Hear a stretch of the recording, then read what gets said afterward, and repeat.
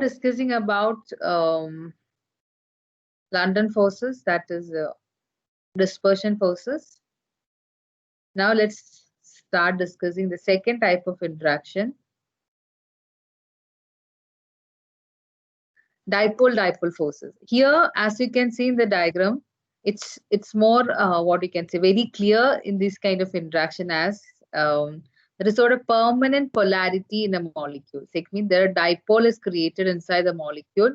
The best example which we can explain is using HCl molecule. And as you can see in the diagram, the first diagram says HCl is a polar molecule because chlorine is more electronegative. So charge density will be towards chlorine. And when you have so many HCl molecule in your sample, what happens is like they will arrange in such a way that the dipole will be kind of showing attractions. That means negative part attracting the positive part of the next molecule.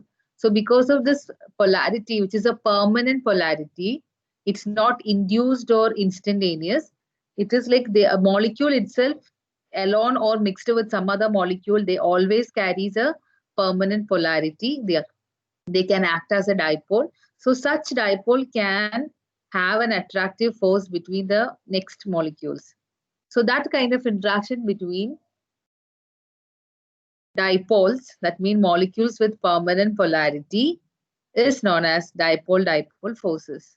That means with the permanent dipoles, the attractive forces existing between or acting between permanent dipoles or polar bonds is known as dipole-dipole forces. This is the second type of van der Waals force of attraction.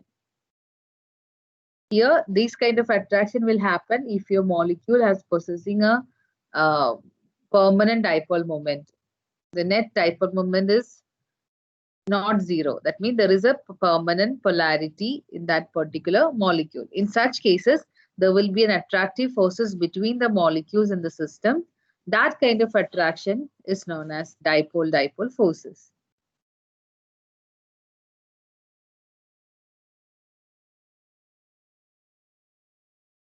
Okay, that's very easy to understand also because we know that even though it's not a completely positive and negative charge, but it's a slight positive and negative. So obviously, a slight negative and positive can attract each other, and this happens and creates an attractive force between molecules. So that is why it is coming under intermolecular force of attraction, and it is a what you can say happens with the molecule with permanent dipole moment, or they can act as the molecule which can act as a dipole. So let's compare its strength, magnitude of this kind of dipole-dipole interaction with the other type of van der Waals force of attraction. As expected, these kind of attractions are more stronger than London forces because that is very evident. Because in dispersion force or London force, the attraction or is due to a what you can say, it's a momentary attraction. It happened instantaneously. An instant dipole is created, and that dipole is inducing the neighboring molecule also to do act as a dipole. So it's like a momentary kind of attraction is happening in the case of London forces. But here it's like a permanent dipole is there already in a molecule, and such molecule can attract the other molecule. So those kind of attractions are, so they will be more stronger than London forces, but these kind of attractions are weaker than ion-ion interaction, because if you have a positive ion and a negative ion, those kind of interactions are very stronger. That is what happens in the case of ionic bonding, because it's a complete positive charge and a complete negative charge. But in dipole-dipole interaction, it's a partial positive charge and partial negative charge, because of which the dipole-dipole interaction will be weaker than normal ion-ion interaction. Am I clear? Yes, ma'am.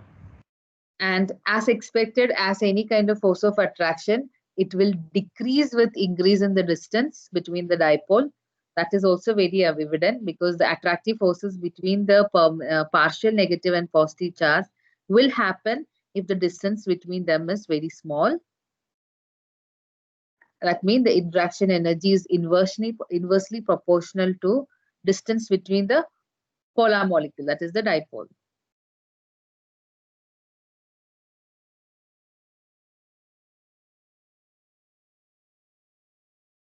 And if you want to express it quantitatively, the interaction energy, in the case of solid, if the polar molecule is solid, then the interaction energy is proportional to 1 by r raised to 3.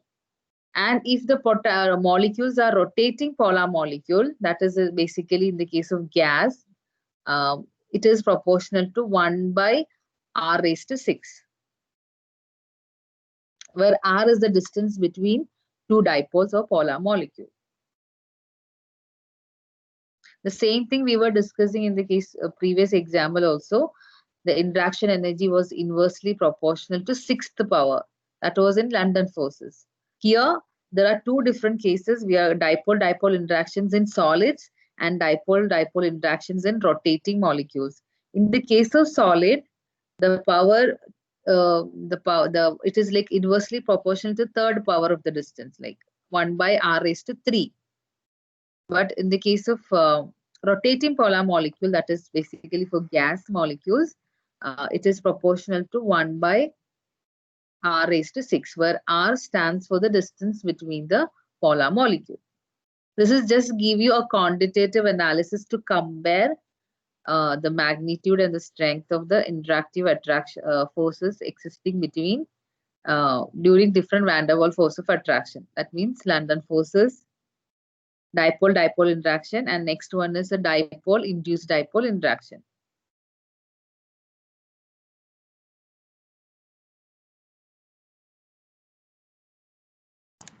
Ma'am?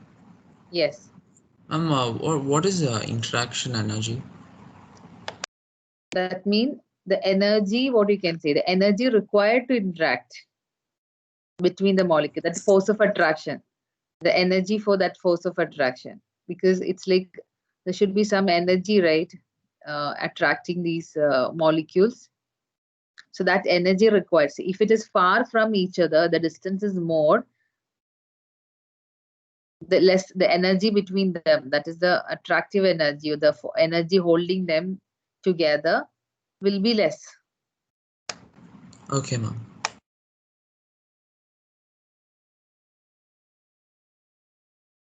And there will be some molecule where you will find the effect of both, like dipole-dipole interaction can also interact by London forces.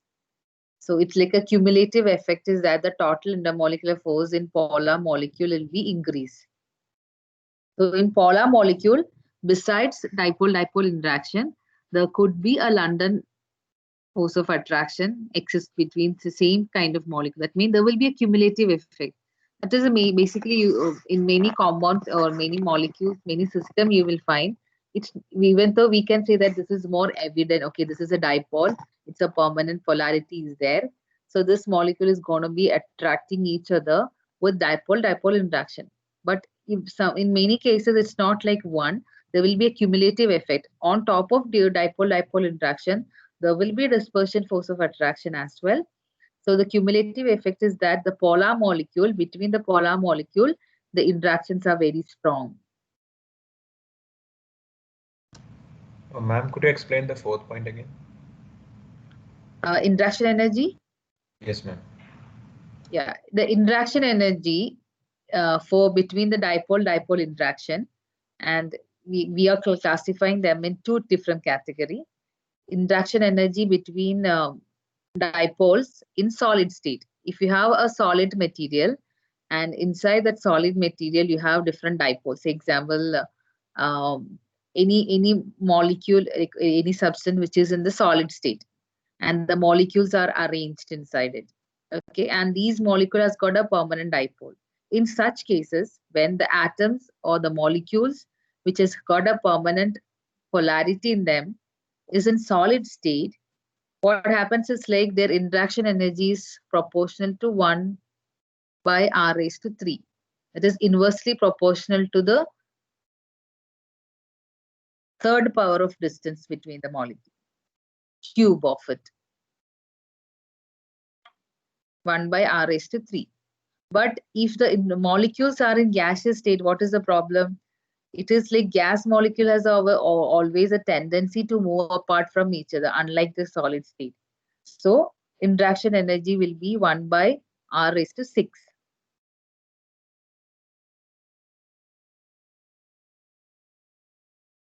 Ma'am. Understood, ma'am. Yes, Siddharth. Ma'am, could you compare the second and the third point? They seem quite similar. Third and point is quite similar or the same only. Only thing is that they are giving you a quantitative thing, like how much that interaction energy is affecting, like depending on the distance. And they are very specific in solids and gas molecule. That is the reason why they're giving you a different comparison on that. Ma'am, the Same thing, second and third point. both are same only, like attractive force. Oh, It's like okay. in terms of force and other one in terms of energy. Interaction Understood. energy means due to attractive force. This is just few points which you can go through it and understand. Not much important, like what you can say, to explain more and more. Just once you can read and understand, that's it. No need to explain and dig in more. Ma'am, the rotating Yes. polar molecules is London force, right? Which one? Rotating polar molecules. Rotating polar molecule means, see, dipole-dipole interaction. If the dipole, that is a molecule, say example HCl. HCl is a gas. So HCl, between the molecule, they are coming under rotating polar molecule. But there will be some other molecules, example, which is in solid. Anything. If you try to, what you can say, find a molecule which is in solid state. So in such cases, the dipole-dipole interaction energy will be 1 by r raised to 3. So it depends on the state of the matter as well. Because you know, in the states, the distance between the particle or the molecule is less in the case of solid and more in the case of gas. Ma'am, how can polar molecules also have London forces? Because they are constantly having a dipole, right?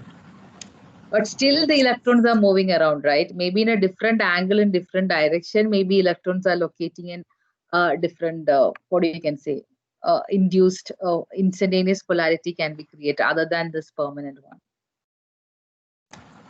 Ma'am, so both non-polar and polar can have London force? Yeah.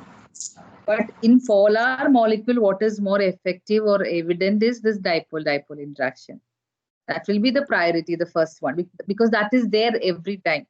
But on top of that, in momentarily, in some, it's like what you can say, if you, in a moment, that London forces also can be created between the molecule. Okay, ma'am. What has, anyway, the net effect will be, it's like cumulative effect, mean it will be more, intermolecular forces will be more stronger in polar molecule. The last and the final type of interaction, the van der Waals force of attraction, is dipole-induced dipole. So we discussed about van der Waals force. Like the first category was dispersion or London forces, where completely non-polar molecules, between the two non-polar molecule, momentarily interaction due to the delocalization of the electron, and which is inducing a polarity in the neighboring molecule. And the second case, it was a clear case of a polar molecule where a dipole, a permanent dipole, is interacting with the next dipole. Here, it is like one of the molecule is a dipole and other one is a non-polar molecule. That means this kind of interaction, dipole-induced dipole forces exist between a polar molecule and a non-polar molecule. A polar molecule means which is carrying a permanent dipole, that is a slight positive and negative charge. And this dipole will induce a non-polar molecule because of this negative charge. When this comes closer to a normal neutral molecule, then electrons in this non-polar molecule will get repelled because of the negative charge. So what happened, like they will be slightly moving towards the other side of the atom, which will be creating a kind of charge separation, very small charge separation inside this non-polar molecule. So the non-polar molecule was very symmetrically arranged and stable. But when a permanent dipole approaches towards it, because of the permanent charges on the permanent dipole, there will be some kind of reallocation of the charge takes place in a nonpolar molecule, leading to the formation of a polarity. That kind of, like, what you can say, a creation of induced dipole due to an influence of a permanent dipole is known as dipole-induced dipole forces or attraction. That means if you mix like one molecule polar and other one molecule is non-polar, the attraction between these two kind of molecule, polar and non-polar molecule, is dipole-induced dipole forces.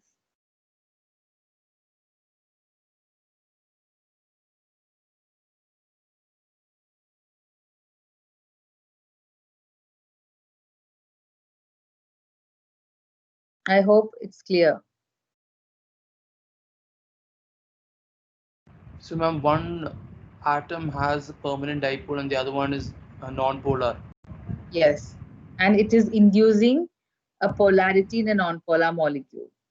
So that our after effect, what has happened is like there will be a creation of polarity, like a dipole is created in the neutral molecule or non-polar molecule. And that dipole can now attract each other. Okay, ma'am. So these type of attractive forces operate between polar molecules, which is having permanent dipole, and the molecules lacking permanent dipole. That means non-polar molecule. So this is like an induced force. Induced dipole is created due to the effect of a dipole in a normal neutral molecule, a non-polar molecule. A induced dipole is created. Here also, the interaction energy is proportional to 1/6 power of distance between the two molecules. And the induced dipole moment depends on the dipole moment present in the permanent dipole and the polarizability of the electrically neutral molecule. That means if your permanent dipole is a strong dipole, permanent dipole, because we know that we can measure the dipole moment to find how strong the dipole is created inside the molecule, right? The dipole moment can be created. If a permanent dipole or the dipole moment of this polar molecule is more, it will be more effective in inducing the polarity in the neutral molecule or a non-polar molecule. So greater the dipole moment of your polar molecule, more easily it can induce polarity in the neutral molecule or non-polar molecule. So the factors affecting is that it's the induced, how fast, like how strong an induced dipole is created, a dipole moment is created in a non-polar molecule depends on the strength or the dipole moment. That is the correct way. Dipole moment of the permanent dipole, and again the polarizability, how fast a substance can get polarized. Say example we discussed in the previous chapter, like bigger the size, more easy to polarize them because its attraction from nucleus and the electron will be very less. Like that, polarizability of an atom or a molecule, which is non-polar molecule, that also affects the induced dipole moment.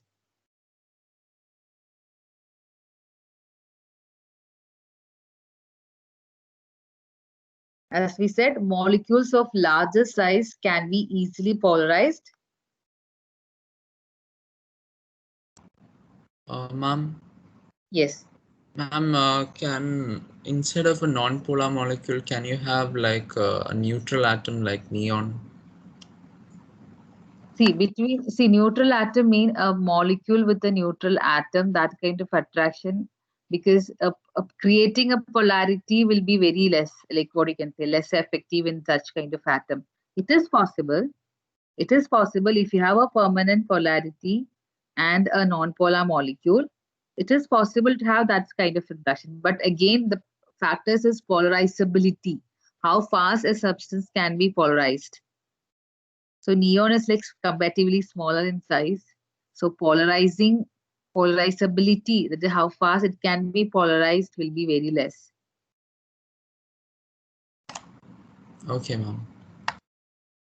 If a bigger atom, then it is more possible. Or if you have a molecule which is bigger in size with a different atom, that is also more easy to do the polarization. And high polarizability, that means if your polar molecule has got a greater polarizability due to its greater permanent dipole moment, that also increases the attractive interactions between them.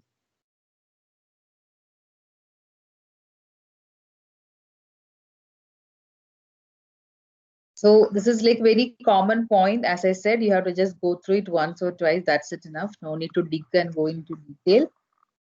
This is just for the distinguish different types of van der Waals force of attraction.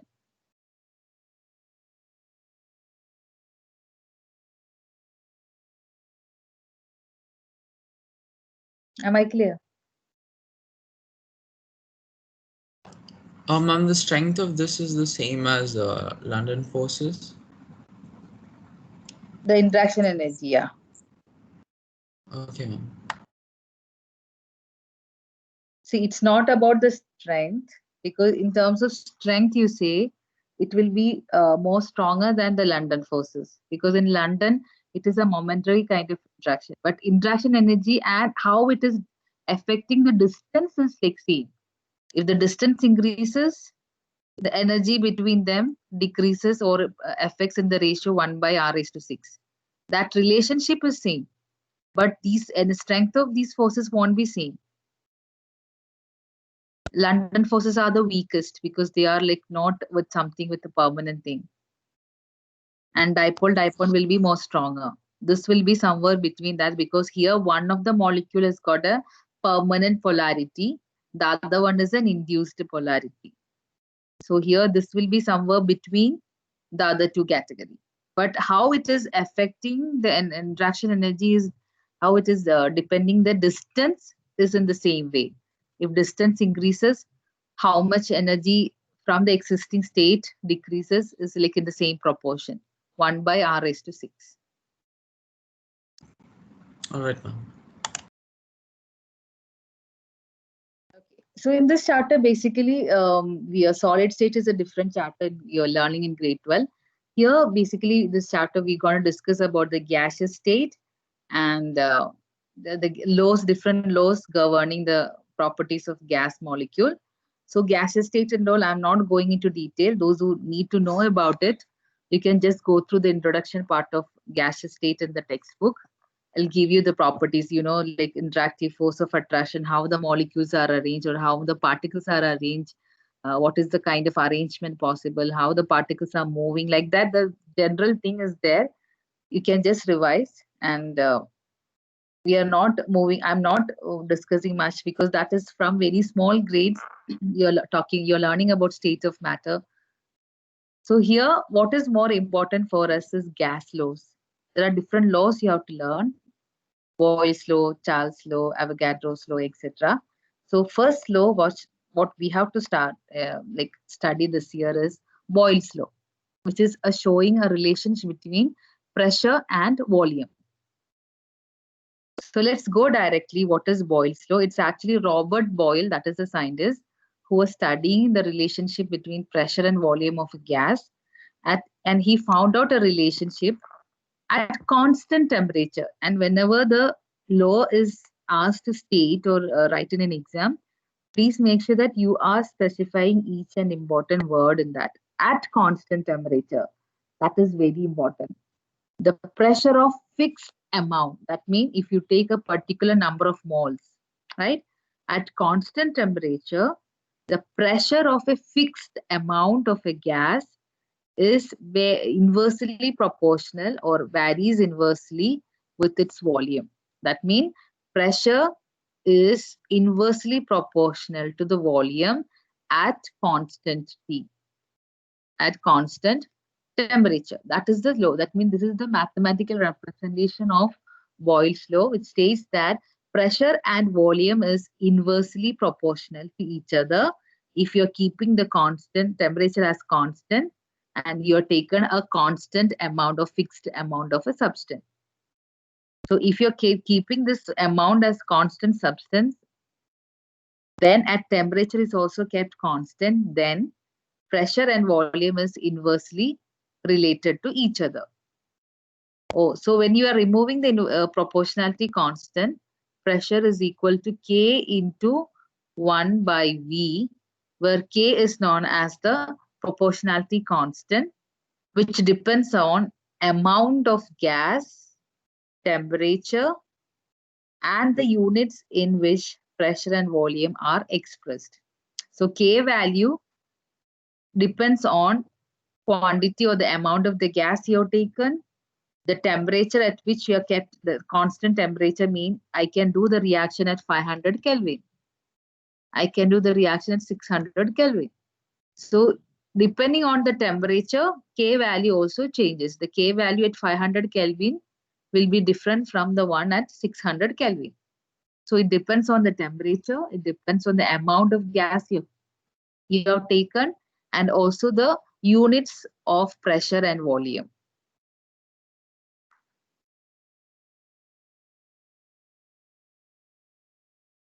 So this is what Boyle's law, that is pressure and volume is inversely proportional to each other at constant temperature. Is it clear?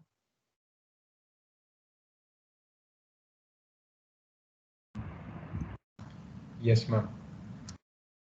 Or you can rearrange that statement as we say that P is proportional to 1 by V. P is equal to K1, that is a constant, into 1 by V. Or if you take the V other side, PV is a constant. That means product of pressure and volume of a gas at constant temperature will be a constant. That is, at constant temperature, product of pressure and volume of a fixed amount of gas is constant. Or you can use this equation because this is what important in numericals. Mostly the important equation is like P1 V1 is equal to P2 V2, or the same thing can be arranged as P1 by P2 is equal to V2 by V1, where Ma'am? pressure, yes. Can you show the previous slide? Yes, ma'am.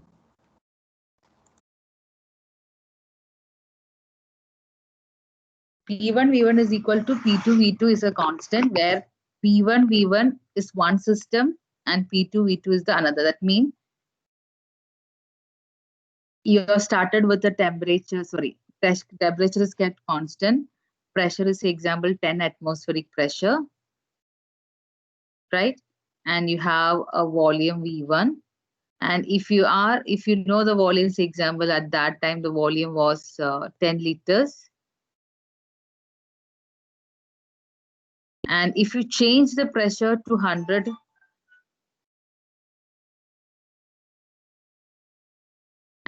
so what will happen? What will happen to the new volume?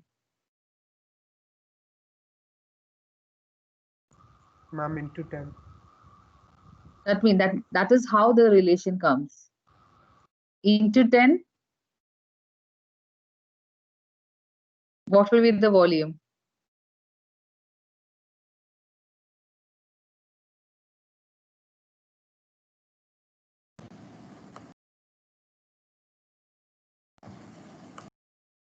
What will be the volume V2?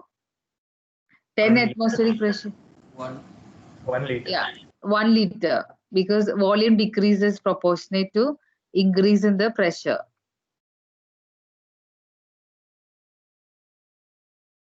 So this is what is the main use of like this equation P1 V1 is equal to P2 V2 is a constant mean. When you know the pressure and volume of a system, and when you're making any changes in the pressure or volume, the second parameter you can find out using P1 V1 is equal to P2 V2 equation, or the same expression can be rearranged as P1 by P2 is equal to V2 by V1.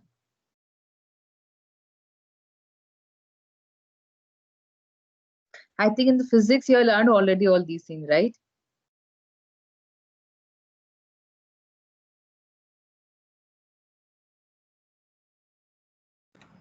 Ma'am, these graphs?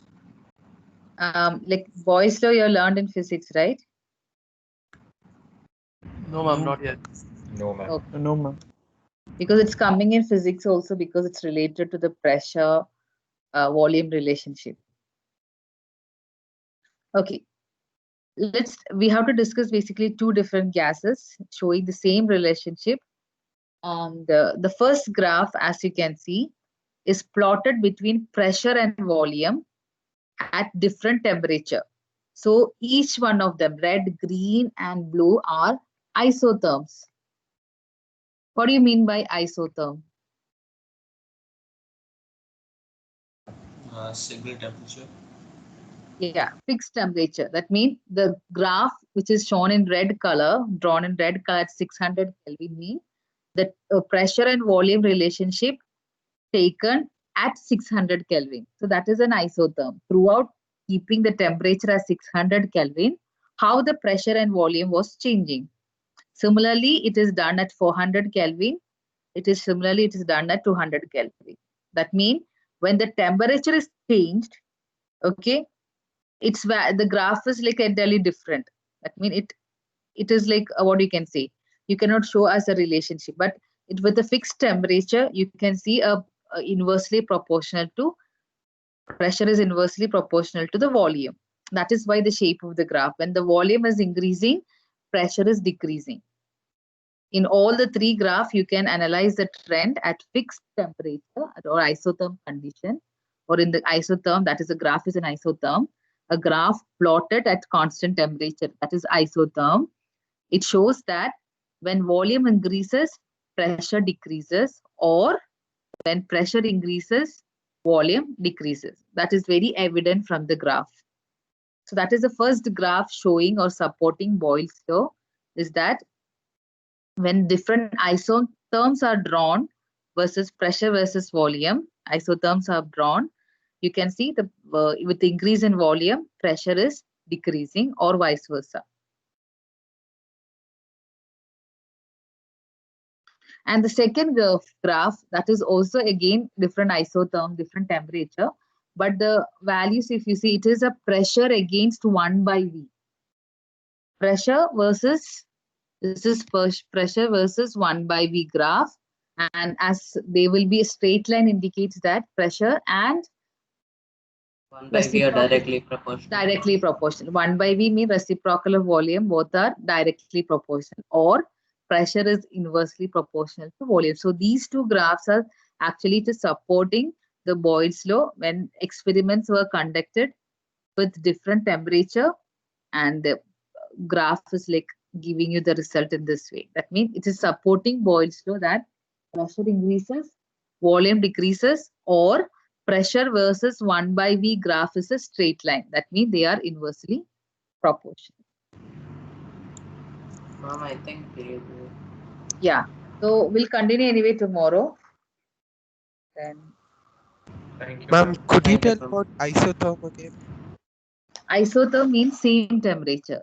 Similar iso, same temperature. So if a graph is plotted at a particular temperature, keeping the temperature fixed. Temperature was not a parameter. See, in a graph, we basically take two coordinates. So here the coordinate is pressure and volume. We were not measuring temperature, but you keep the temperature as the constant. That is what it is known as isotherm. A graph plotted or the values measurement taken at constant temperature. Thank you, ma'am. Okay. Anyway, thank you, boys. We'll continue tomorrow. Thank you, ma'am. Thank you, ma'am. Thank you, ma'am. Thank you, ma'am. Thank you, ma'am. Thank you, ma'am. Thank you, ma'am.